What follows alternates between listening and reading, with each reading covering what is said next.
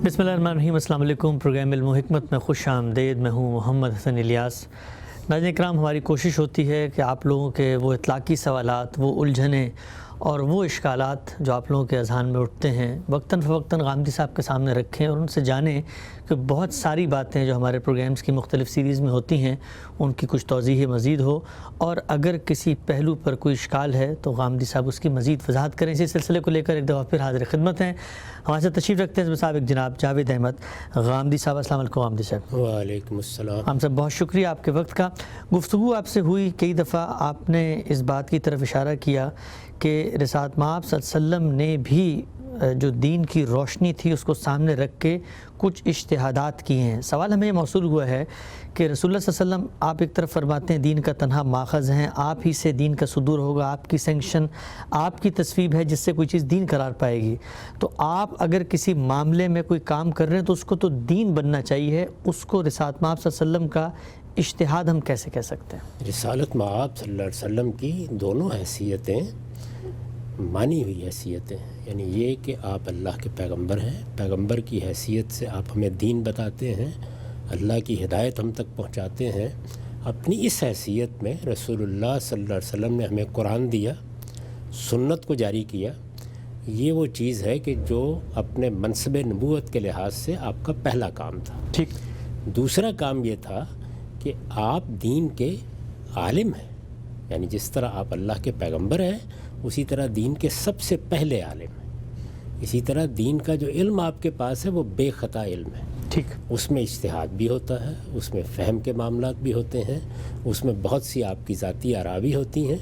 जिन लोगों ने अहादीस का मुताला किया है और दिक्कत नज़र के साथ मुताला किया है वो ये जानते हैं कि ये सारी चीज़ें उसमें मौजूद होती हैं। रिसालत मआब सल्लल्लाहु अलैहि वसल्लम हर वक्त दीन ही नहीं बयान करते थे, दीन को तो आपने पहुंचा दिया, अल्लाह की किताब को पहुंचाया, अपनी सुन्नत को जारी किया जो दर हकीकत पैगंबरों की सुन्नत थी, उसकी तजदीद की, उसकी इस्लाह की, उसमें अगर कोई तरमीम व इजाफ़ा करना था तो वो किया और करके उसको जारी कर दिया।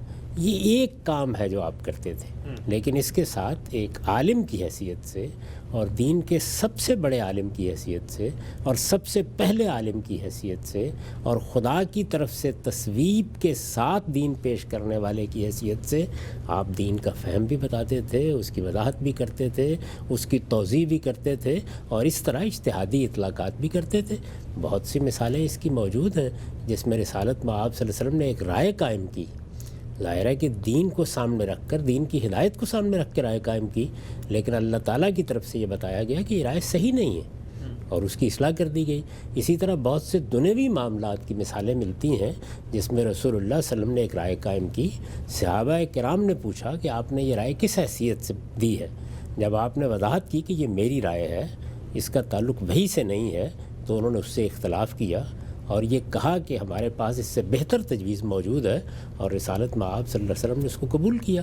तो रसूलुल्लाह सल्लल्लाहु अलैहि वसल्लम की एक हैसियत बशरी है, एक हैसियत दीन के एक जय्यद आलिम की है और उससे आगे वो हैसियत है कि जिसमें आप हमारे लिए अल्लाह के पैगंबर, अल्लाह का मंशा बताने वाले, अल्लाह का कलाम सुनाने वाले, अल्लाह ताला का दीन हमें देने वाले हैं। तो ये सारी हैसियतें अल्लाह के पैगंबर की बिल्कुल मानी हुई हैसियत है। ठीक। अच्छा, हमसे भी बताइएगा कि जब हम ये कहते हैं रिसालत मआब सल्लल्लाहु अलैहि वसल्लम ने इस मामले में इज्तिहाद किया, तो इज्तिहाद तो हमेशा से आप सल्लल्लाहु अलैहि वसल्लम के बाद भी उलमा करते चले आ रहे हैं, लेकिन अल्लाह के पैगंबर के इज्तिहाद में और जो दीगर उलमा हैं उनके इज्तिहाद में क्या फ़र्क होता है? और अगर एक दो मिसालें आप दे सकें कि रिसालत मआब सल्लल्लाहु अलैहि वसल्लम ने इन दीनी मामलात के अंदर मसलन कोई इज्तिहाद किया है और उसकी ये अमली सूरत हमारे सामने आई। रसूलुल्लाह सल्लल्लाहु अलैहि वसल्लम का इज्तिहाद अगर कहीं कोई गलती हो जाएगी तो अल्लाह ताला की तरफ से उस पर आपको कायम नहीं रहने दिया जाएगा। ठीक।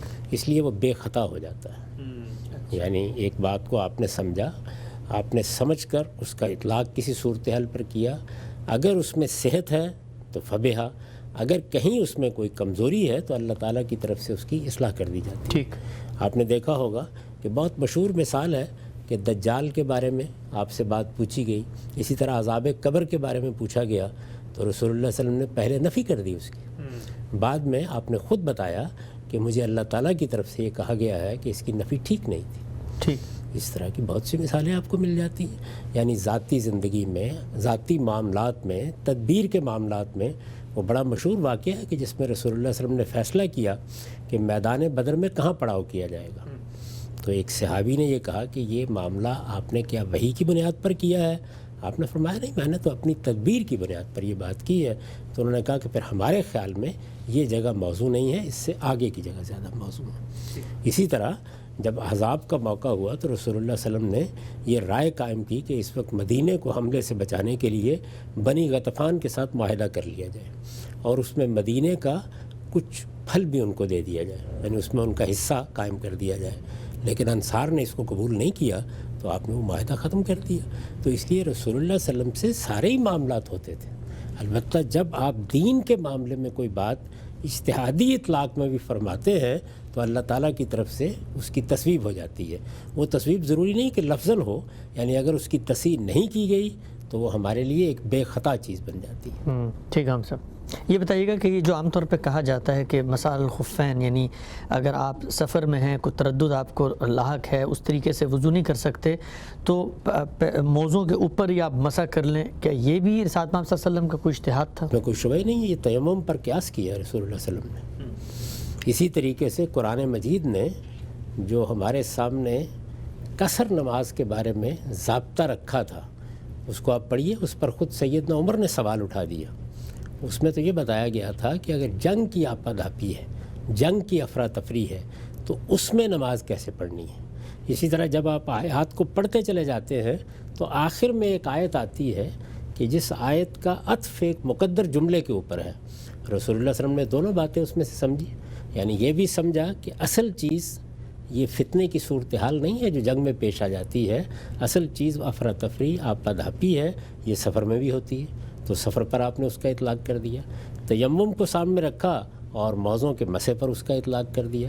اسی طریقے سے جمع بین الصلاتین یہ بھی آپ نے قرآن مجید سے اخذ کیا اور اس کے بعد اس پر عمل شروع کر دیا. تو اس کی بہت سی مثالیں ہیں کہ جہاں قرآن مجید کے اشارات آپ نے کھول دیے، کسی جگہ پہ مضمرات کو واضح کر دیا، کسی جگہ اجتہادی اطلاق کر کے دکھایا.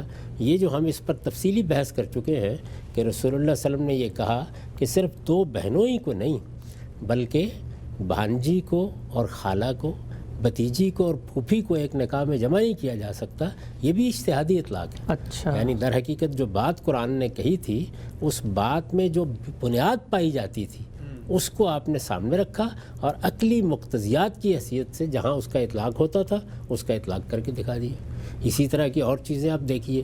اللہ تعالیٰ نے فرمایا کہ میتہ تمہارے لیے حرام ہے، یعنی مردار. رسول اللہ صلی اللہ علیہ وسلم نے یہ بتایا کہ فلاں فلاں چیزیں اگرچہ مردہ ہیں لیکن وہ اس اطلاق میں نہیں آتی. تو کسی چیز کو اطلاق سے نکال دیا، کسی چیز کو اطلاق میں شامل کر دیا اور دلیل کی بنیاد پر کیا، اسی کو اجتہاد کہتے ہیں. ٹھیک. تو رسالت مآب صلی اللہ علیہ وسلم کے اجتہادات تو اگر آپ جمع کریں تو ایک کتاب بنائی جا سکتی ہے پوری کی پوری. ٹھیک. ہم سب اگلا سوال جو ہے وہ اسی سے ریلیٹڈ ہے، ہمیں موصول ہوا اور عام طور پہ ہم نے دیکھا ہے آج کے دور میں بہت زیادہ اس کی ترویج کی جا رہی ہے اور کہا جا رہا ہے کہ حجامہ جو ہے وہ لوگ کروائیں، اور حجامہ جو ہے وہ ایک سنت طریقہ علاج ہے اور اس میں لازماً خدا نے کوئی نہ کوئی شفا کا پہلو رکھا ہے، اس لیے کہ رسالت محمد صلی اللہ علیہ وسلم نے خود بھی کیا، لوگوں کو انکریج بھی کیا. تو یہ جو طب نبوی ہے یا حجامہ ہے، اس طرح کے جو مختلف علاج رسول اللہ صلی اللہ علیہ وسلم کی نسبت سے حدیث کی کتابوں میں بیان ہوتے ہیں، ان کی کیا حقیقت ہے؟ ان کو ہم یہ جو پچھلی ہم نے گفتگو کی اس سے کہیں ریلیٹ بھی کر سکتے ہیں؟ اللہ کے پیغمبر اللہ کا دین پہنچانے کے لیے آئے. خود رسالت مآب صلی اللہ علیہ وسلم نے اس کو واضح کیا ہے.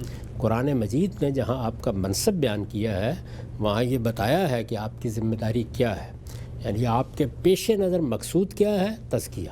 ٹھیک. اس تزکیے کے لیے آپ کو کیا دیا گیا ہے؟ آپ کو قانون اور شریعت دی گئی ہے اور آپ کو وہ حکمت سکھائی گئی ہے جس کی بنیاد پر ہم ایمان و اخلاق کے مباحث کو سمجھتے ہیں. ٹھیک. یہی پورا دین ہے اور اس کے بارے میں یہ بتایا گیا ہے کہ یہ دین دینا، اس دین کو پہنچانا، اس دین پر قائم ہونا، اس دین پر لوگوں کو قائم رہنے کی تلقین کرنا، یہ اصل آپ کی ذمہ داری ہے. اس کے سوا ظاہر ہے کہ آپ کی ایک حیثیت بشری ہے، اس میں آپ بہت سے معاملات کرتے ہیں. میں نے ابھی آپ کی تدبیروں کی آپ کو مثال دی ہے. یعنی جنگ کا ایک پہلو یہ ہے کہ اللہ نے جنگ کرنے کا حکم دے دیا تو یہاں آپ مامور ہیں، لیکن اس کے لیے کیا تدبیر اختیار کرنی ہے، کہاں اسلحہ اکٹھا کرنا ہے، کیا کیا معاملات کرنے ہیں، وہ خود آپ فرما رہے ہیں کہ میں نے یہ رائے سے کیا ہے. تو اسی طرح کا معاملہ ان طبی معلومات کے بارے میں بھی ہے. آپ جب ایک معاشرے میں آنکھ کھولتے ہیں تو یہ آج کی طرح کا معاملہ نہیں ہے کہ باقاعدہ کالج قائم ہے، باقاعدہ یونیورسٹیاں قائم ہیں، ان میں سے لوگ پڑھ کے نکلتے ہیں، علم ایک باقاعدہ مہارت بن چکا ہے، اس کی کوئی خاص ڈگری دی جاتی ہے، یہ صورتحال نہیں ہے۔ اس زمانے میں وہی طب تھی جو ہمارے دیہات میں اب بھی آپ کو نظر آ جائے گی۔ یعنی بزرگ لوگ بعض واقعات بیان کر دیتے ہیں، اپنے مجربات بیان کر دیتے ہیں، ان کو کہتے بھی یہی ہے کہ ہمارے خاندان کے یہ مجربات ہیں، ہمارے ہاں بزرگوں سے یہ سنی ہوئی بات ہے۔ رسالت مآب صلی اللہ علیہ وسلم نے بھی اسی پر عمل کیا ہے، اور عام تدابیر میں یہی ہوگا۔ اس کا کوئی نبوت سے تعلق نہیں ہے، نہ ان چیزوں کو نبوت سے متعلق کر کے خدا کے پیغمبر کی ذات کو خطرے میں ڈالنا چاہیے۔ خود رسالت مآب صلی اللہ علیہ وسلم نے ایک موقع کے اوپر، جس طرح کہ مسلم کی روایت ہے اور میں نے اس کو نقل بھی کیا اپنی کتاب میزان میں، یہ وضاحت کی کہ دنیا کے معاملات میں ایک رائے قائم کرتا ہوں، اظن و ظنہ، میں ایک رائے قائم کرتا ہوں، وہ غلط بھی ہو سکتی ہے، وہ صحیح بھی ہو سکتی ہے، تم اس پر اس طرح عمل نہ کیا کرو کہ وہ دین کی بات ہے۔ ہاں البتہ جب میں اللہ کی طرف سے کوئی بات کہتا ہوں، اس کا قانون پہنچاتا ہوں، اس کی شریعت پہنچاتا ہوں، اس کی کوئی توضیح کرتا ہوں، تو وہاں میری پیروی تم پر لازم ہے۔ اس طرح کے معاملات میں یہ ضروری نہیں ہے۔ چنانچہ خود دیکھ لیجئے کہ جب مدینہ میں رسالت مآب صلی اللہ علیہ وسلم تشریف لائے اور وہاں آپ نے دیکھا کہ لوگ کھجوروں کی تعبیر کرتے ہیں، یعنی کھجوروں کو پیوند لگاتے ہیں، تو آپ نے اس کے اوپر کو منفی تبصرہ کر دیا، جیسے کہ نہ جاننے والا کوئی آدمی کرتا ہے۔ لوگوں نے اس پر عمل نہیں کیا تو پھل نہیں آیا۔ جب آپ کے سامنے معاملہ رکھا گیا تو آپ نے توجہ دلائی اور اس موقع کے اوپر کہا کہ انتم عالم و بے امور دنیاکم، تم اپنے دنیوی معاملات کو مجھ سے بہتر سمجھتے ہو۔ ایک آدمی جو کاشتکاری جانتا ہے، ایک آدمی جو کان کنی جانتا ہے یا اور کسی شعبے میں مہارت رکھتا ہے، وہ ظاہر بات ہے کہ زیادہ جانتا ہوگا۔ تو یہی صورتحال طبی معلومات کی ہے، اس لیے ان کو ہرگز نبوت سے وابستہ نہیں کرنا چاہیے۔ ٹھیک، نبوت کے منصب کے تقاضے سے جس چیز کی آپ تعلیم دینے کے لیے آئے تھے، وہ اللہ کی وہ ہدایت ہے جس کو دین کہا جاتا ہے۔ دین سے الگ جو چیز بھی ہوگی وہ بشری پہلوؤں سے دیکھی جائے گی، اسی لحاظ سے اس کا مطالعہ کیا جائے گا، اس کو کبھی خدا کی واجب الہدایت بنا کر پیش نہ کیا جائے گا، نہ کسی کو کرنے کی جسارت کرنی چاہیے۔ اس کو جو لوگ سمجھنا چاہتے ہیں انہیں چاہیے کہ وہ اس معاملے میں ابن خلدون کی بحث پڑھیں۔ انہوں نے بہت وضاحت کے ساتھ یہ بتایا ہے کہ یہ وہی عطائی طب ہے جو ہمارے ہاں دیہات میں ہوتی ہے، اور ظاہر ہے کہ بزرگ لوگوں سے اس طرح کی سنی ہوئی باتوں ہی پر لوگ عمل کرتے تھے۔ یعنی مجھے تو اپنے بچپن میں یاد ہے کہ ہم جب دیہات میں ہوتے تھے تو بڑی بوڑھیاں نسخے بتا دیتی تھیں، بزرگ لوگ بتا دیتے تھے، بچوں کو بھی اسی طریقے سے دیے جا رہے ہوتے تھے۔ کہاں اس طرح ہر جگہ ڈاکٹر میسر تھے اور کہاں باقاعدہ پڑھے لکھے اطباء ہوتے تھے۔ یہ تو روایات آج کی ہیں، تو ان سے اوپر اٹھ کے دیکھنا چاہیے کہ اس زمانے میں کیا تھا۔ جو اس زمانے میں علاج کے طریقے تھے، میں آپ ہوتے تو ہم بھی وہی کرتے، پیغمبر تھے تو انہوں نے بھی وہی کیا۔ ٹھیک، اگر ہم سے بھی بتائیے گا کہ سیدہ عائشہ سے ایک موقع پہ باقاعدہ سوال کیا گیا ہے کہ آپ سے اتنا زیادہ جو ہیں وہ یہ نسخے کیوں منسوب کیے گئے ہیں، تو سیدہ عائشہ کا اس بارے میں کیا جواب تھا؟ انہوں نے یہ بتایا کہ رسالت مآب صلی اللہ علیہ وسلم جب بیمار ہو گئے تو اس موقع پر آپ کی عیادت کے لیے ادھر ادھر سے بے شمار لوگ آتے تھے، اور جب وہ آتے تھے تو ہر آدمی ایک نسخہ بتا رہا ہوتا تھا۔ اچھا، تو اس طرح بہت سے نسخے جمع ہو گئے۔ یہ آپ آج تجربہ کر کے دیکھ لیجئے، کبھی دیہات میں چلے جائیے۔ میرے تو والد خود طبیب تھے اور میں نے ان کے پاس لوگوں کو آتے دیکھا ہے۔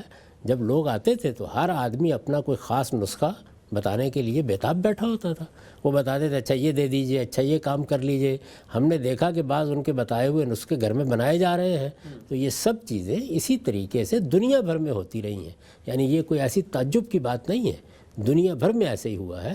آہستہ آہستہ علوم اور فنون وہ صورت اختیار کرتے ہیں جن میں آپ اب ان کو دیکھتے ہیں۔ تو اس وقت تو ہمارے ہاں یہ ہے کہ طب ایک خاص علم کے طور پر منظم ہو چکی ہے، سرجری نے بڑا کمال حاصل کر لیا ہے۔ اب ہم یہ دیکھتے ہیں کہ کون سی چیز کس طرح ہوگی، لیکن دیکھیے کہ جب کوئی نئی چیز پیدا ہوتی ہے، مثلا یہ کرونا وائرس پیدا ہو گیا، تو آپ نے دیکھا کہ اس میں کس طریقے سے ٹرائل اور ایرر ہوا، کس طریقے سے آراء قائم کی گئیں پھر تبدیل ہوئیں، کس طریقے سے تجربات سے انسانیت گزری۔ تو یہ جتنا آپ کا طب کا علم ہے یہ سب انہی مراحل سے گزر کر بنا ہے۔ یہاں بھی جو کچھ ہوا ہے وہ اب تجربہ بن گیا ہے۔ کچھ دیر کے بعد آپ دیکھیں گے کہ کرونا وائرس کے معاملے میں یہ گفتگو ہی ختم ہو جائے گی، البتہ اللہ سے پناہ مانگنی چاہیے، کوئی نئی چیز آ جائے گی اس پر تحقیق ہو رہی ہوگی۔ تو جن بیماریوں پر تحقیق ہو چکی، جن کے اسباب متعین ہو گئے، ان کے بارے میں ہم اعتماد کی جگہ پہ کھڑے ہوتے ہیں، علم کا حوالہ بھی دیتے ہیں، اور جن میں ابھی یہ کام نہیں ہوا ہوتا وہاں اسی طریقے سے ٹرائل اور ایرر یعنی ہم کسی چیز کا تجربہ کرتے ہیں، غلطی ہوتی ہے یا صحیح نتیجہ نکلتا ہے، اس سے سبق سیکھتے ہیں اور آگے بڑھتے ہیں۔ تو یہ جتنے بھی اس طرح کے آپ کو نسخے ملتے ہیں، یہ اصل میں عرب کی طب ہے جو رسالت مآب صلی اللہ علیہ وسلم نے بھی مختلف موقعوں پر ایک بزرگ کی حیثیت سے لوگوں کو بتائی ہے۔ ٹھیک ہے، ہم سب آگے بڑھتے ہیں۔ ہمارے ہاں پاکستان میں پچھلے دنوں کافی اس بارے میں گفتگو بھی ہوئی، بحث بھی ہوئی کہ بہت سارے سرمایہ دار، صنعت کار، بڑے امیر آسودہ حال لوگ، ان کے ہاں شادیاں منعقد ہوئیں تو دولت کی ایک نمائش کا تاثر سامنے آیا۔ کہتے ہیں کہ کروڑوں روپیہ اس پہ لگا، بلکہ بعض لوگ کہتے ہیں اربوں روپیہ اس پہ لگا۔ اس پہ بھی میں چاہوں گا آپ یہ بتائیے کہ یہ جو لوگ تخمینہ لگا کے بہت ہی اسپیسیفکلی بتائے تھے اتنا پیسہ لگا، اس علم کی بنیاد کیا ہوتی ہے اور کیا کبھی ایسے موضوع پہ بات کرنی چاہیے اس کے بارے میں علم نہ ہو؟ لیکن اصولی سوال، کیا یہ جو شادیاں ہو رہی ہوتی ہیں ان پہ اس طریقے سے کیا پیسے کو بہایا جا سکتا ہے؟ پہلی بات زیادہ اہم ہے، قرآن مجید نے جو ہمیں 10 کمانڈمنٹس یا احکام عشرہ بتائے ہیں، جو سورہ بنی اسرائیل میں بیان ہوئے ہیں، ان میں یہ فرمایا کہ لا تقفو ما لیس لک بہ علم، جس چیز کا آپ کو علم نہیں ہے اس کے درپے بھی نہیں ہونا چاہیے۔ ہمارے ہاں عام طور پر اس میں اندازے لگائے جاتے ہیں۔ اچھا، پھر کسی ایک نے اندازہ لگا کے ایک مبالغہ آمیز بات کر دی، اس کو لوگ آگے لے کے چل کھڑے ہوتے ہیں، اور آپ نے دیکھا ہے کہ اس میں آہستہ آہستہ اضافہ ہوتا چلا جاتا ہے۔ ایسے ہی ہے، یعنی بات جو ہے وہ بعض وقت لاکھوں سے چلتی ہے، کروڑوں تک پہنچتی ہے اور پھر اربوں کو چھوتی ہے۔ تو یہ جو کچھ ہے یہ اصل میں اگر آپ غور کریں تو آخری درجے میں انسان کی اپنے اوپر غلط اعتماد کرنے کی سرشت ہے۔ یعنی وہ یہ سمجھتا ہے کہ میں نے اگر ایک بات کہہ دی ہے تو بس ٹھیک ہے، ساری دنیا کو اسے ماننا چاہیے۔ یہ بات کہ میں نے وہ تحقیق کی ہے، مجھے تحقیقی طور پر یہ بات معلوم ہے، اس کے لیے میرے پاس کیا شواہد ہیں۔ یہ یاد ہوگا آپ کو کہ ہمارے ہاں ایک بڑے عالم ایک شادی میں شریک ہو گئے تھے، اس موقع کے اوپر اسی طرح کی باتیں کہی گئیں، لیکن جب بعد میں تحقیقی رائے سامنے آئی تو معلوم ہوا کہ ارب اصل میں کروڑ تھے۔ تو یہ اربوں کی بات کر دینا اور عام طور پر اس میں مبالغہ کرنا، ہمارے سیاستدان یہی کرتے ہیں، ہمارے ہاں کے علماء بھی بعض اوقات بدقسمتی سے اس طرح کی بات کر دیتے ہیں، درا حالے کہ یہ ان کے تو کسی طرح بھی شان شان نہیں ہے۔ اللہ کے پیغمبر نے ہم کو یہ تعلیم دی ہے کہ آدمی کو سنی سنائی باتوں کو آگے نہیں پہنچانا چاہیے۔ افواہیں اسی سے بنتی ہیں، اس کے نتیجے میں لوگوں تک غلط معلومات پہنچتی ہیں۔ بڑے بڑے لیڈر، بڑے بڑے رہنما اپنے مخالفین کے خلاف اس طرح کی بات سنتے ہیں اور بغیر تحقیق کے آگے پہنچا دیتے ہیں۔ موافقین کے بارے میں کوئی بات سنی جاتی ہے تو اس میں جتنا جی چاہے مبالغہ اسے سچ مان لیا جاتا ہے۔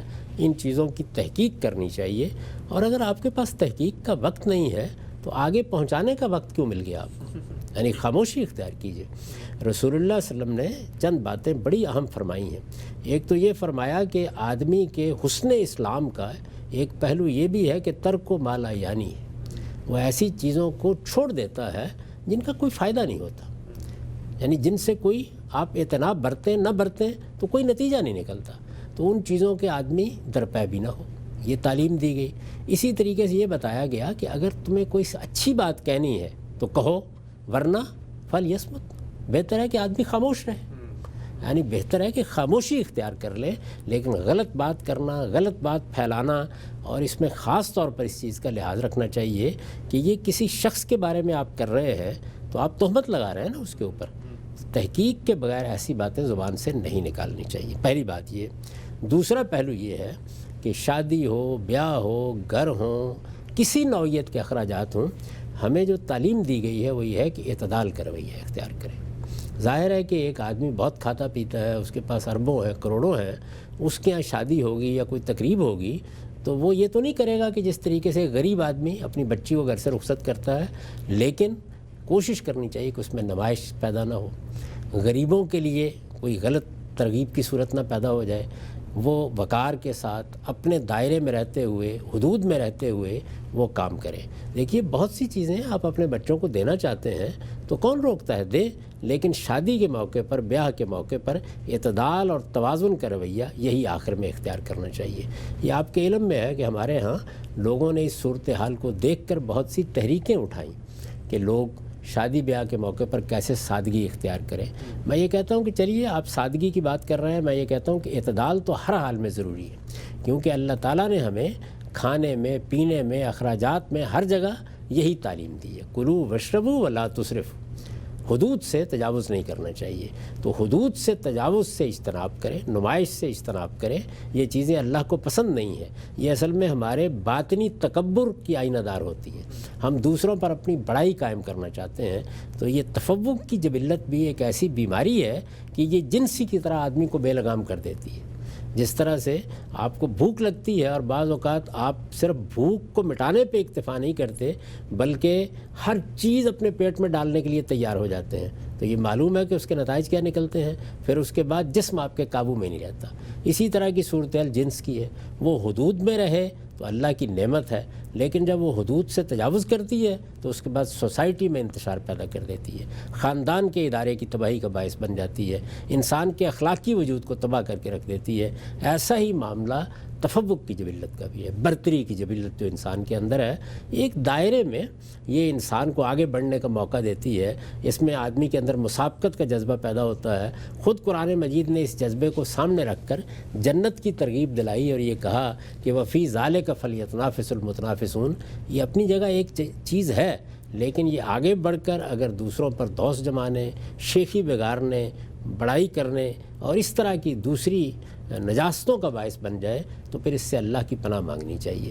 تو توازن اور اعتدال، اور یہ کہ کس کے لیے توازن و اعتدال کیا ہے، اس کا فیصلہ تو ایک شخص خود ہی کرے گا، تاہم دیکھنے والے اگر نقد کرتے ہیں تو اس سے سبق لینا چاہیے اور اپنے آپ کو متوازن کرنے کی صحیح کرنی چاہیے۔ ٹھیک، اچھا ہم سب یہ بھی بتائیے گا کہ ہمارے ہاں چلیں اللہ تعالیٰ نے آپ کو دولت دی ہے، آسودگی ہے آپ کے ہاں، آپ خرچ کرنا چاہتے ہیں تو اسراف نہ کریں اور طریقے سے آپ خرچ بھی کریں، اپنی خواہشات کو پورا بھی کریں، لیکن بسا اوقات کچھ آپ کی منصبی ذمہ داریاں ہوتی ہیں، مثلا آپ اگر ریاست کے کوئی کارپرداز ہیں، کسی ادارے کے اندر آپ پبلک سرونٹ ہیں، تو وہاں پر کیا زیادہ ذمہ داری نہیں پڑ جاتی؟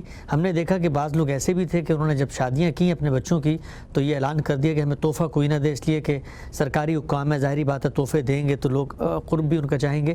تو منصبی ذمہ داری بھی اثر انداز ہوتی ہے، انسان کے رویوں پہ ہونی چاہیے؟ سب سے بڑھ کر اثر انداز ہوتی ہے، ہونی چاہیے۔ ہمارے لیے یہی چیز ایک سنت کے طور پر قائم کی گئی ہے۔ اچھا، یعنی رسالت میں آپ صلی اللہ علیہ وسلم نے جب ذمہ داری سنبھالی تو اس موقع پر آپ نے کیا رویہ اختیار کیا؟ خلفائے راشدین جو ہمارے لیے بہترین نمونہ ہیں، انہوں نے کیا رویہ اختیار کیا؟ تو اس موقع پر ہمیں یہ تعلیم دی گئی کہ جس وقت ہم کسی ذمہ داری کے منصب پر ہوتے ہیں، جہاں لوگ ہم سے متعلق ہوتے ہیں، جہاں لوگ ہمیں نمونہ بناتے ہیں، جہاں لوگ اپنے لیڈر کی حیثیت سے دیکھتے ہیں، وہاں تو آخری درجے کا فقر اختیار کیا جائے تو یہ چیز بھی استحباب کے درجے میں آتی ہے۔ اچھا، یعنی صحابہ کرام نے جب ان کو حکومت ملی تو آخری درجے کا فقر اختیار کر لیا۔ سلطنت اہل دل، فقر ہے شاہی نہیں۔ ظاہر ہے کہ یہ چیز کیا وہ کما نہیں سکتے تھے یا ان کے پاس اسباب نہیں تھے؟ سیدنا ابوبکر صدیق تھے، سیدنا عمر تھے، سب کے ہاں اللہ تعالیٰ کا دیا بہت کچھ تھا۔ یہ معلوم ہے کہ تبوک کے موقع پر کس طرح انہوں نے مال دیا ہے، یہ کمایا تھا تو دیا تھا نا، لیکن جب ان کو ذمہ داری سنبھالنی پڑی تو وہ اپنا رہن سہن عام آدمی کے برابر لے آئے۔ تو جب آپ ذمہ داری کے منصب پر ہیں، آپ پبلک سرونٹ ہیں، آپ حکمران ہیں، آپ پارلیمنٹ میں ہیں، یعنی آپ کی حیثیت ایک پبلک کے رہنما کی ہے، وہاں آپ کو بہت احتیاط کرنی چاہیے اور آخری درجے میں ایک اچھا نمونہ لوگوں کے سامنے پیش کرنا چاہیے۔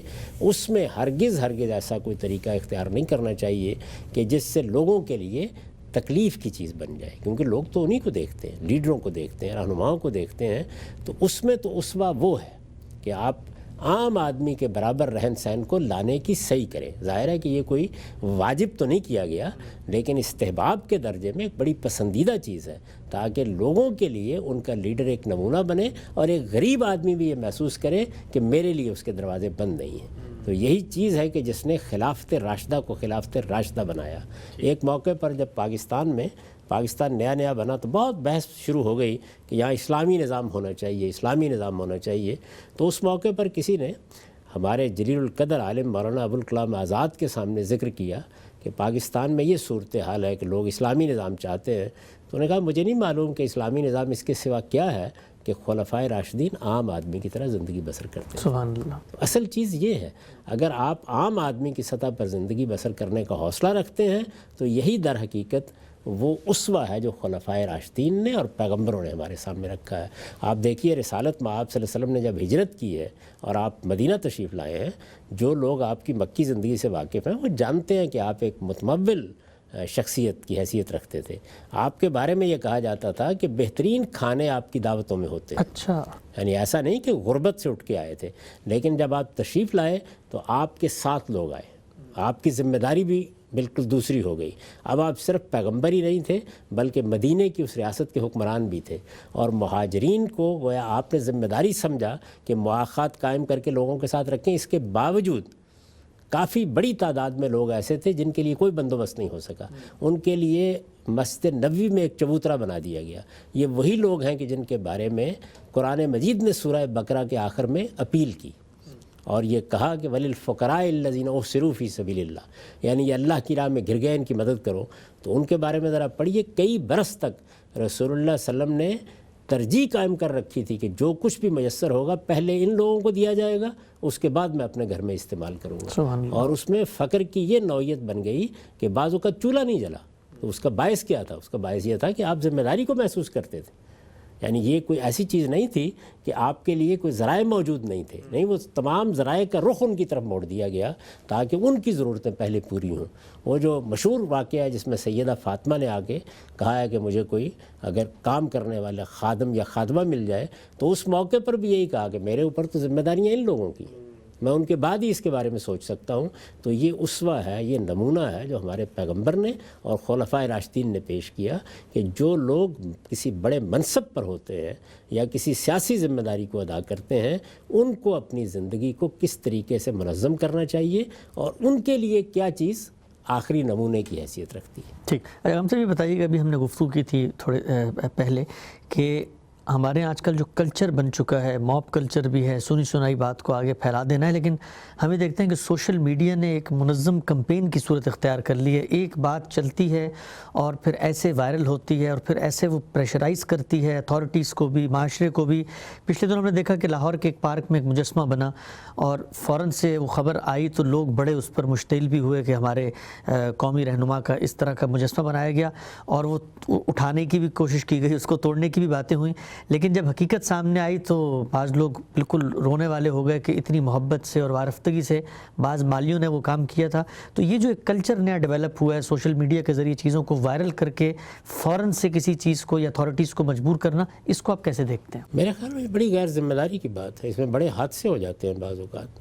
اگرچہ اپنی جگہ یہ چیز بہت سے مفاسد کو روکنے کا باعث بھی بنتی ہے. یعنی اس وقت یہ ہے کہ سب سے بڑا کردار سوشل میڈیا ہی کا بن کے رہ گیا ہے.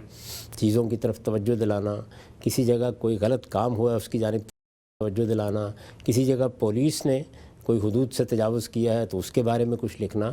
تو اپنی جگہ بہت فوائد بھی سامنے آتے ہیں، تاہم یہ اتنی ہی ذمہ داری کی چیز بھی. یعنی جب آپ کے پاس قلم ہے، آپ کی بات دنیا تک پہنچ رہی ہے، آپ کے پاس زبان ہے، تو اس وقت ذمہ داری کئی گنا بڑھ جاتی ہے. یعنی اب آپ کو چاہیے کہ آپ کم سے کم اس کی تحقیق کر لیں. یہ حقیقت ہے کہ جب میں نے بھی وہ اس مجسمے کو دیکھا تو بڑا افسوس ہوا کہ یہ علامہ اقبال جیسی شخصیت کے ساتھ کیا زیادتی کی گئی ہے. لیکن جب تفصیلات معلوم ہوئی تو ان لوگوں کے اوپر بڑی محبت کا احساس بھی ہوا. یعنی اپنی طرف سے ظاہر ہے کہ اس میں یہ نہیں ہے کہ اس کو ایسے ہی رہنا چاہیے تھا، اس کی کوئی بہتر صورت ہو سکتی تھی.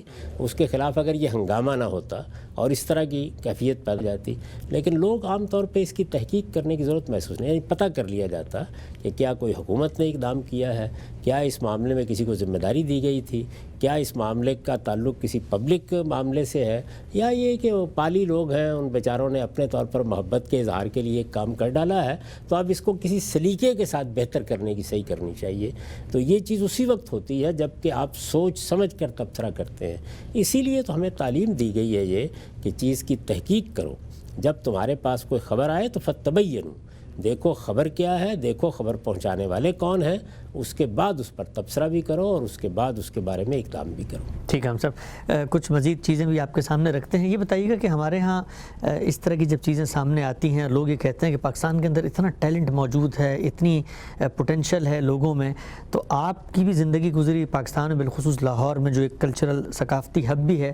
آپ کو بھی اندازہ ہوا کہ وہاں پر کوئی دنیا کے کوئی بہترین خطاط یا مجسمہ ساز یا اس طرح کے فائن آرٹس کے ماہرین ہماری قوم کے اندر موجود ہیں، لیکن لوگ ان سے اس طرح متعارف نہیں ہیں. سماج نے ان کو کوئی انسٹیٹیوشن بنا کر، کوئی انسٹیٹیوٹ بنا کے اپنے ہنر کو انہوں نے آگے نہیں پھیلایا.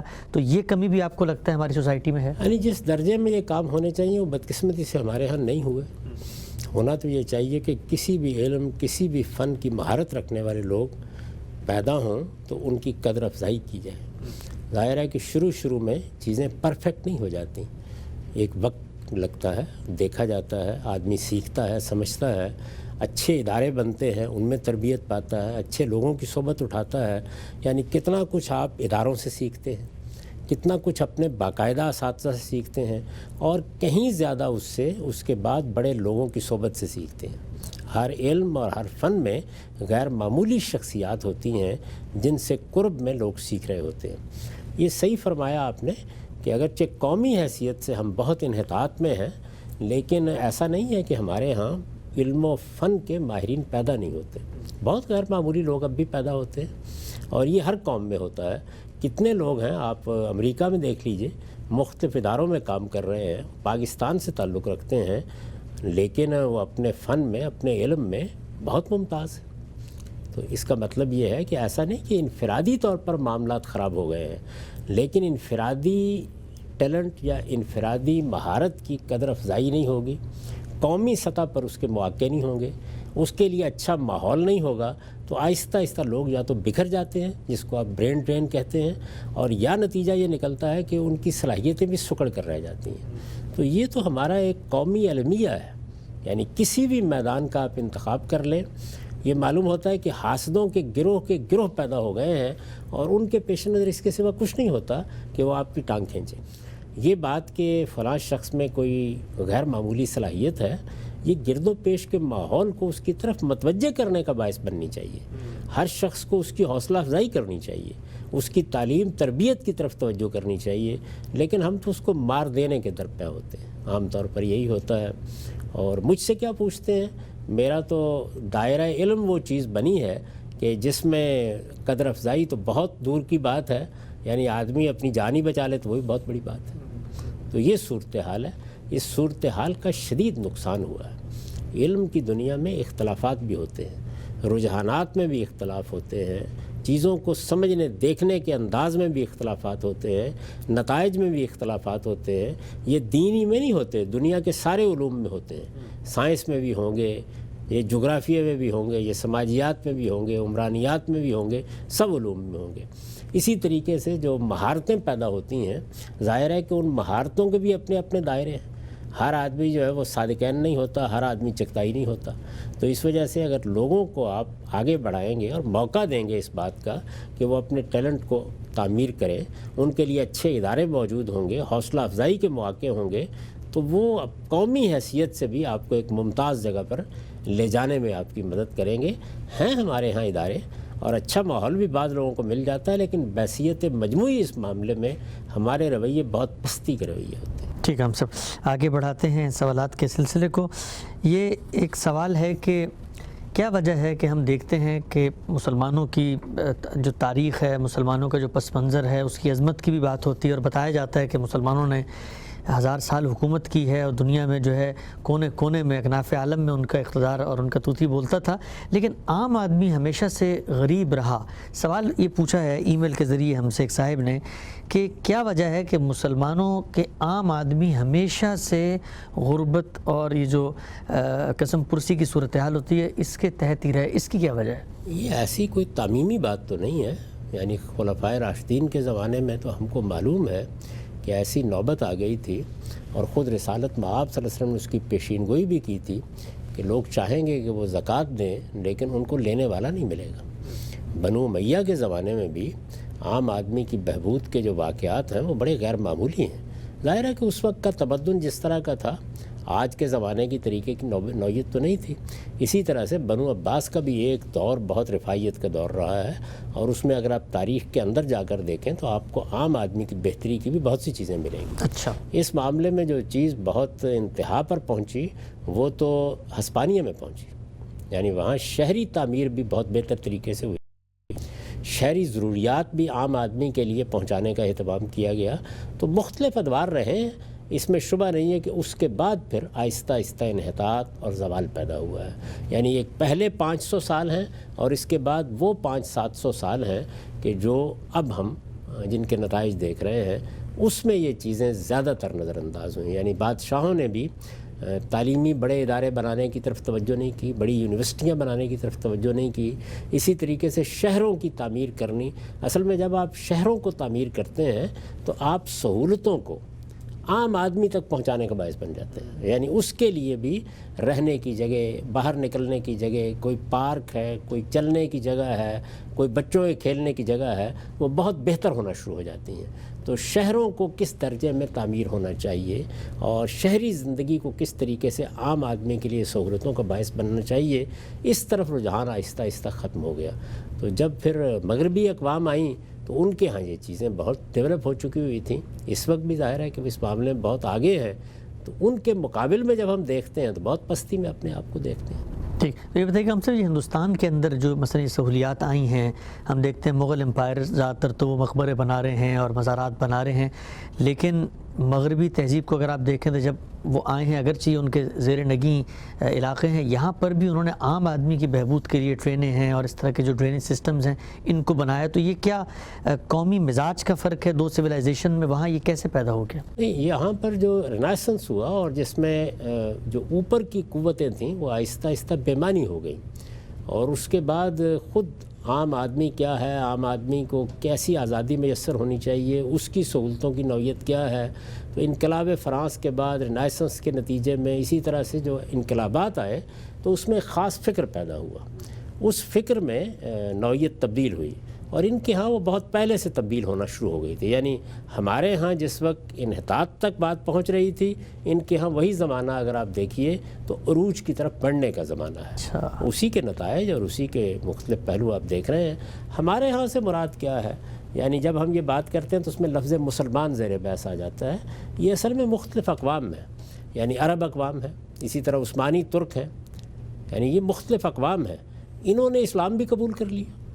آج اگر مغربی اقوام اسلام قبول کر لیں تو ظاہر ہے کہ وہ بھی یہی کہیں گے نا کہ ہم اس موقع کے اوپر۔ تو یہ ہم جب بولتے ہیں لفظ تو اس کو ان اقوام کے لحاظ سے دیکھنا چاہیے، اس کا مذہب سے کوئی تعلق نہیں ہے۔ یعنی کوئی بھی قوم جو کسی مذہب کو ماننے والی ہے وہ اگر اپنے حدود سے متجاوز ہو گئی ہے، اس نے اپنے آپ کو پستی میں ڈال لیا ہے، وہ اگر اپنی تعلیم تربیت کا اچھا اہتمام نہیں کر رہی، اس کے ہاں لیڈرشپ کے مقاصد اگر وہ نہیں رہے جو عوامی بہبود کے مقاصد ہوتے ہیں، تو ظاہر ہے کہ اس کے نتائج نکلیں گے۔ تو ہمارے ہاں بھی یہ جو آخری 500-700 سال ہیں یہ انحطاط کے سال ہیں، ان میں بھی بہتر صورت ملتی ہے۔ مثلا شیر شاہ سوری کو آپ دیکھیے کہ اس نے ہندوستان میں کس طرح سے سڑکیں بنائیں، کس طرح سے شاہراہیں تعمیر کیں، کس طریقے سے مسافروں کے لیے اہتمام کیا۔ تو بہت سے اس طرح کے کام بھی بعض حکمرانوں نے کیے، لیکن یہ باقاعدہ ہماری تہذیبی روایت نہیں بن سکے۔ بعد میں بھی مغلوں نے اس پر کوئی زیادہ توجہ نہیں دی۔ آپ اگر جہانگیر کی تسک پڑھیے تو یہ معلوم ہوتا ہے کہ وہ کشمیر جاتے ہیں اور سفر بھی کرتے ہیں اور دیکھتے ہیں کہ اس میں رستے میں کیا مسائل ہوتے ہیں۔ تو بادشاہ سلامت کے لیے تو سارا اہتمام ہو جائے گا، لیکن یہ کہ عام آدمی کے لیے سوچنا چاہیے کہ سڑکیں بنائی جائیں، پل تعمیر کیے جائیں، اس کے لیے سہولتیں پیدا کی جائیں، یہ زیادہ توجہ کی چیز نہیں رہی۔ بادشاہوں کے لیے تو باغات بھی بن جاتے تھے اور سب چیزیں بھی ہوتی تھیں۔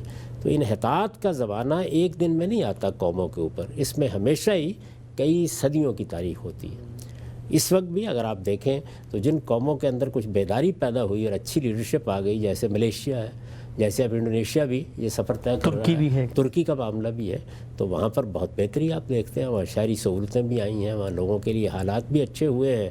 اور جہاں پر یہ چیز ابھی نہیں پیدا ہوئی وہاں ہم یہ دیکھتے ہیں کہ شہر اس طرح نظر نہیں آتے جس طرح کے مغربی اقوام کے شہروں کو آپ دیکھنے کے عادی ہیں۔ ٹھیک ہے، ہم سب آگے بڑھتے ہیں، کچھ مزید سوالات ہیں۔ ایک صاحب نے پوچھا ہے کہ آج کل آپ جانتے ہیں کہ امیگریشن لاز میں بڑی سختی ہے، تو غیر قانونی طور پر بغیر ویزے کے کسی ملک میں رہنا، اور پھر جب آپ بغیر ویزے کے رہتے ہیں تو کچھ انڈر کورس کام بھی کرتے ہیں، ان سے آپ کی کمائی بھی ہوتی ہے، تو رہنا اور کمانا دینی لحاظ سے کیا حکم ہو اس میں؟ یہ جب بھی آپ قانون کی خلاف ورزی کرتے ہیں تو آپ ایک جرم کا ارتکاب کرتے ہیں، اور مسلمان کے یہ بالکل شان نشان نہیں ہے۔ جو کچھ بھی آپ کو کرنا ہے قانون کے مطابق کرنا ہے۔ قانون غلط بھی ہوتے ہیں، مطلب میں اصولی طور پر یہ سمجھتا ہوں کہ انسانوں کی نقل مکانی پر چند ضروری پابندیوں کے سوا کوئی پابندی نہیں ہونی چاہیے۔ ظاہر ہے کسی نے جرم کا ارتکاب کیا ہے، وہ اپنے ملک سے جرم کر کے بھاگ رہا ہے، وہ ایک الگ چیز ہے، لیکن اگر کوئی شخص اپنے حالات کی وجہ سے یا اپنے معاملات کو بہتر کرنے کے لیے یا ویسے ہی اپنے شوق سے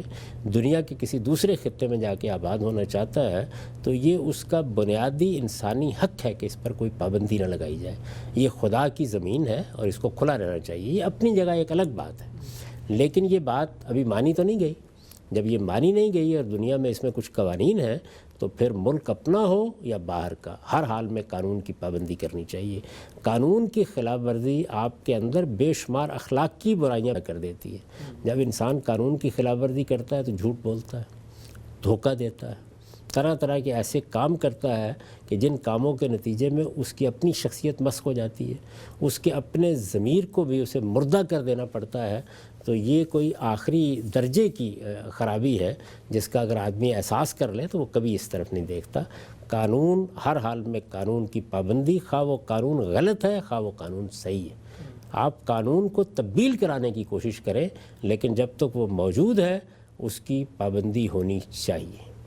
اگر وہ قانون غلط ہے تو لیٹر میں پابندی ہونی چاہیے، اگر وہ قانون صحیح ہے تو لیٹر اور اسپرٹ میں پابندی ہونی چاہیے. ٹھیک ہے صاحب، یہ آپ کے تصور سنت کے حوالے سے ایک سوال ہمیں موصول ہوا. یہ پوچھتے ہیں کہ دائیں ہاتھ سے کھانے کو سنت کیسے قرار دیا جا سکتا ہے؟ کیا یہ بات یوں نہیں ہو سکتی کہ رسالت پاک صلی اللہ علیہ وسلم نے بہت ساری اچھی باتیں اور اخلاقی باتیں اور مطلوب باتیں وہ دین کی روشنی کو سامنے رکھ کر بھی کہی ہیں؟ یہ ایک دینی عمل کیسے بن گیا ہے کہ آپ نے دائیں ہاتھ ہی سے کھانا ہے؟ یہ دینی عمل نہیں بن سکتا تھا، یہ بات درست ہے، لیکن جب ہم قرآن کو پڑھتے ہیں تو یہ معلوم ہو جاتا ہے کہ رسالت مآب صلی اللہ علیہ وسلم کی اس ہدایت کا مدعا کیا ہے. قرآن مجید نے جگہ جگہ یہ بیان کیا ہے کہ قیامت میں جب لوگ اٹھیں گے تو جو صالحین ہیں، یعنی جو کامیاب ہوں گے، وہ اصحاب الیمین کہلائیں گے، یعنی دائیں ہاتھ والے، اس لیے کہ ان کو ان کا نامہ اعمال دائیں ہاتھ میں پکڑایا جائے گا. ٹھیک. تو ظاہر ہے کہ اس میں منزل کے لحاظ سے دایاں ہاتھ بہت اہمیت اختیار کر لیتا ہے. تو رسول اللہ صلی اللہ علیہ وسلم نے اسی چیز کو سامنے رکھ کر لوگوں کو تلقین کی تاکہ کھاتے ہوئے پیتے ہوئے، یہ ظاہر ہے کہ روزمرہ کا کام ہے، تو انہیں یاد رہے کہ انہیں وہ اعمال کرنے ہیں جس کے نتیجے میں ان کا نامہ اعمال ان کے دائیں ہاتھ میں پکڑایا جائے. تو اس کی سمبولک یا علامتی حیثیت بہت غیر معمولی ہے، اور جب یہ آخرت کے ساتھ متعلق ہو جاتا ہے تو دین بن جاتا ہے. اچھا. تو ہم سے بھی بتائیے گا کہ مثلا یہ جب رسالت پاک صلی اللہ علیہ وسلم نے تلقین فرمائی ہے تو اب اس کی نوعیت کیا ہے؟ کیا مسلمانوں پر یہ لازم ہے کہ جو بھی وہ کام کریں گے دائیں ہاتھ سے کریں گے؟ یہ سب استحباب کی چیزیں ہیں، آداب کی چیزیں ہیں، یعنی ان میں پسندیدہ یہ چیزیں سمجھی جاتی ہیں. کسی چیز کو فرض کر دیا گیا، واجب کر دیا گیا، اس کے لیے صریح دلائل چاہیے ہوتے ہیں. وہ اگر موجود نہ ہوں تو دین میں تمام چیزیں مشروع سمجھی جائیں گی، اور زیادہ سے زیادہ ہم یہ کہیں گے کہ یہ استحباب کی چیز ہے. تو جتنی چیزیں بھی یہ آداب کی نوعیت کی بتائی گئی ہیں، بلکہ آپ میری کتاب میزان میں اگر رسوم و آداب کا باب دیکھیں گے تو چند چیزوں کو چھوڑ کر جن کے بارے میں قرآن نے بیان کر دیا کہ وہ لازم ہیں، باقی سب کی سب چیزیں مستحبات ہیں، یعنی پسندیدہ چیزیں ہیں. اگر آدمی ان کو اپنائے گا تو اللہ کے اجر پائے گا، اور وہ اس کی شخصیت پر بھی اچھے اثرات ڈالیں گی. اور اگر کہیں خرابی ہو گئی، غلطی ہو گئی، اللہ معاف فرمائے گا. وہ اس طریقے سے فرض و واجب نہیں ہوتے. ٹھیک ہے. ہم سب کچھ اور سوالات لے لیتے ہیں. سوال پوچھا ہے کہ سیدنا آدم علیہ السلام کس کے لیے پیغام لے کر آئے تھے؟ عام طور پر یہ کہا جاتا ہے کہ انبیاء اپنی قوموں کی طرف پیغام لے کر آتے ہیں، لیکن وہ تھے ہی پہلے انسان، پہلے دنیا کے باشندے، تو پھر ان کو نبوت کیوں دی گئی؟ وہ کس کے لیے پیغام لے کر آئے؟ ہر نبی جو دنیا میں آتا ہے وہ سب سے پہلے تو اپنے لیے پیغام حاصل کرتا ہے. آمن الرسول بما انزل الیہ. اس کے بعد یہ ہے کہ وہ اپنی اولاد کو پیغام پہنچاتا ہے. تو اگر قوم ہو تو پھر اسے قوم کی طرف مبعوث کر دیا جاتا ہے. اگر آپ دیکھیں تو خود سیدنا ابراہیم علیہ السلام کے بعد جب نبوت کا دوسرا دور شروع ہوا تو اس میں خود سیدنا ابراہیم جب اپنی قوم سے ہجرت کر کے آ گئے، اس کے بعد ان کے بیٹے اسحاق، ان کے بیٹے یعقوب، ان کے بیٹے یوسف، یہ سب کے سب کیا ہیں؟ جو ان کی اپنی اولاد ہے اس کو ایک دین کو ماننے سمجھنے والی امت کی حیثیت سے تشکیل دے رہے ہیں. تو اس وقت وہ ظاہر ہے کہ انہی کی طرف مبعوث ہیں. بعد میں آہستہ آہستہ جب ایک بڑی قوم بن جاتی ہے تو پھر قوموں کی طرف بھی پیغمبر آ جاتے ہیں. ٹھیک ہے. ہم جب آخری سوال آج کی نشست کا، یہ سوال انہوں نے پوچھا ہے کہ آپ بہت ہی دفعہ یہ بیان کر چکے ہیں کہ جب رسول دنیا میں آتے ہیں تو ان کے مشن کی تکمیل تک خدا کی پروٹیکشن ان کو حاصل ہوتی ہے۔ سورہ مائدہ کا ایک حوالہ ہے، قرآن مجید میں اور بھی کئی جگہوں پر آیا ہے کہ بنی اسرائیل کے اندر جو رسول تھے ان کو بھی بغیر حق قتل کیا گیا، تو پھر رسولوں کا قتل کیسے ہوا؟ وہ اگر آپ ان آیات کو پڑھیں تو یہ معلوم ہو جائے گا کہ وہاں رسول کا لفظ فرستادگان الہی کے مفہوم میں استعمال ہوا ہے۔ جب کوئی چیز اصطلاح کے طور پر سامنے آئے تو دیکھنا چاہیے کہ کیا وہ وہاں اصطلاحی کے طور پر استعمال ہوا ہے۔ آپ دیکھیے کہ لفظ بدعت ہے، ایک اصطلاح بن گئی، لیکن جب آپ عربی زبان میں دیکھتے ہیں تو نئی چیز کے لیے استعمال ہوتا ہے۔ خود سیدنا عمر نے جب لوگوں کو رات کے وقت ایک امام کے پیچھے جمع کر دیا رمضان میں تو کہا نعمت البدع۔ ظاہر ہے کہ وہاں بدعت کا لفظ اس مفہوم میں استعمال نہیں ہوا۔ اسی طرح رسول کا لفظ فرشتوں کے لیے استعمال ہو گیا، کتنی جگہوں پر استعمال ہو گیا ہے، اس لیے کہ وہ خدا کا پیغام پہنچاتے ہیں۔ تو یہ نبیوں کے لیے، رسولوں کے لیے دونوں الفاظ مترادف کے طور پر بھی استعمال ہو جاتے ہیں، یعنی رسولوں کے لیے نبی، نبیوں کے لیے رسول۔ تو یہاں پر بہت قرائن موجود ہیں، اگر ان آیتوں کو آپ دیکھیں مائدہ میں بھی اور بقرہ میں بھی، جن سے واضح ہو جاتا ہے کہ یہاں مقصود انبیاء ہی ہیں، ان سے مقصود وہ اصطلاحی رسول نہیں۔ اور اس کی بھی ذرا وضاحت کر دیجیے گا کہ جو رسول ہوتے ہیں وہ بھی جب تک مشن کی تکمیل نہ کر لیں اس وقت تک پروٹیکشن میں ہوتے ہیں یا زندگی کے آخری لمحے تک پروٹیکشن میں نہیں، ہوتے اس کے بعد تو انہیں دنیا سے رخصت ہونا ہی ہوتا ہے۔ وہ کسی مرض کے نتیجے میں دنیا سے رخصت ہوں یا یہ ہے کہ کوئی ان پر حملہ آور ہو جائے، اس کے بعد مسئلہ نہیں ہوتا۔ مسئلہ یہ ہے کہ ان کے مشن کو پروٹیکشن حاصل ہوتی ہے۔ یعنی جب کوئی اللہ کا رسول کسی قوم کی طرف بھیج دیا جاتا ہے تو پھر اللہ تعالیٰ معجزوں کے ذریعے سے اس کی تائید کرتے ہیں، اس کی حفاظت فرماتے ہیں، وہ سیدنا موسیٰ ہوں، وہ سیدنا مسیح ہوں، وہ رسالت مآب صلی اللہ علیہ وسلم ہوں، ان کی لازماً حفاظت کی جاتی ہے۔ اس کو بیان کیا قرآن میں، واللہ یعصمک من الناس، یعنی کوئی فکر کی بات نہیں ہے، اللہ لوگوں کی ہر تعدی، ہر ظلم سے، ہر عدوان سے تمہاری حفاظت کرے گا۔ تو وہ حفاظت ان کو حاصل ہوتی ہے، لیکن ظاہر ہے کہ اسی وقت تک جب تک ان کا مشن مکمل نہیں ہوتا۔ بنی اسرائیل کے بارے میں تاریخی طور پر یہ معلوم ہے کہ سیدنا موسیٰ ان کے رسول تھے، سیدنا مسیح تھے۔ چنانچہ سیدنا مسیح کے بارے میں دیکھیے کہ جب یہ کہا گیا کہ ہم نے ان کو صلیب دے دی ہے تو قرآن مجید نے کس شدت کے ساتھ اس کی تردید کی ہے۔ ما قتلوہ وما صلبوہ وما قتلوہ یقینا، یعنی یہ ہو ہی نہیں سکتا، یہ کبھی نہیں ہوا، ہم نے ان کو وفات دی اور اپنی طرف اٹھا لیا۔ تو یہ جو بیان کیا گیا تو کس مقصد سے بیان کیا گیا کہ رسول کے معاملے میں یہ ہو نہیں سکتا، تو بطور اصول یہ بتایا گیا۔ بہت سے نبی جو آئے ہیں درمیان میں ان کو بھی رسول کے لفظ سے تعبیر کر لیا جاتا ہے۔ تو یہ ہر جگہ دیکھ لینا چاہیے کہ ایسے ہی ہے کہ جیسے صلاۃ جو ہے وہ ایک اصطلاح ہے، قرآن مجید میں جگہ جگہ نماز کے لیے لفظ صلاۃ استعمال ہوا ہے، لیکن دعا کے لیے بھی استعمال ہوا ہے، رحمت کے لیے بھی استعمال ہوا ہے۔ وہ دیکھ لینا چاہیے کہاں اصطلاحی مفہوم میں استعمال ہو رہا ہے اور کہاں نہیں استعمال ہو رہا۔ اگر موقع ہو تو جو صاحب سوال کرنے والے ہیں وہ میری تفسیر البیان میں جو ان آیتوں کے نیچے نوٹ لکھا گیا اس کو پڑھ لیں، اس میں نے اس بات کی وضاحت کر دی۔ ہاں سر، بہت بہت شکریہ آپ کے وقت کا۔ ناظرین، ہمارا یہاں پر پروگرام ختم ہوتا ہے، وقت ہمارا مکمل ہو گیا ہے۔ آپ لوگوں کے ذہن میں کوئی بھی سوال، کوئی بھی اشکال ہو وہ یقیناً ہمیں بھیجیے ای میل پر، ہم وقتاً فوقتاً کوشش کرتے ہیں کہ غامدی صاحب سر اس پر جوابات طلب کریں، اور آپ لوگوں کے ذہنوں میں اگر کوئی تردد، کوئی توضیح مزید مطلوب ہے تو اس کو بھی سامنے لے کر آئیں۔ ہمارے پروگرام کا یہاں پہ وقت ختم ہوتا ہے۔ میزبان محمد حسن الیاس کو اجازت دیجیے، اللہ حافظ۔